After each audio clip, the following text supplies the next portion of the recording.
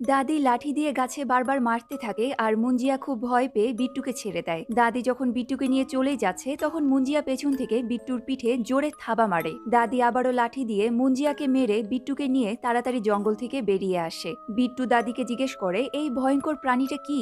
দাদি বলে ও হলো মুঞ্জিয়া, যে একসময় আমার ভাই ছিল। তবে তুই চিন্তা করিস না, ও এখানে আসতেই পারবে না। ওকে ওই গাছের মধ্যে আটকে রাখা হয়েছে আর ওর অস্থি গাছের নিচে পুঁতে রাখা আছে। আমি যতদিন বেঁচে আছি তোর কিচ্ছু হবে না। এই সব শুনে বিট্টু তার দাদিকে জড়িয়ে ধরে, কিন্তু তখনই তার পিঠে খুব জ্বালা পড়া শুরু হয়। মুঞ্জিয়া বিট্টুর পিঠের যেই জায়গায় থাবা দিয়েছিল সেই জায়গাটা জ্বলতে শুরু করে। তখনই মুঞ্জিয়া পেছন থেকে এসে দাদির ঘাড় মুটকে দেয় আর দাদির সাথে সাথে মারা যায়। পরের দিন বিট্টুর জ্ঞান ফিরলে সে দেখে তাকে হসপিটালে ভর্তি করা হয়েছে। সে তার মাকে বারবার দাদির কথা জিজ্ঞেস করে। বিট্টুর বোন বলে কাল রাতে দাদি যখন তোকে খুঁজতে গিয়েছিল তখন সে সমুদ্রের জলে ডুবে মারা যায়। তবে বিট্টু তাদের সবাইকে বলে দাদিকে মুঞ্জিয়া মেরে ফেলেছে।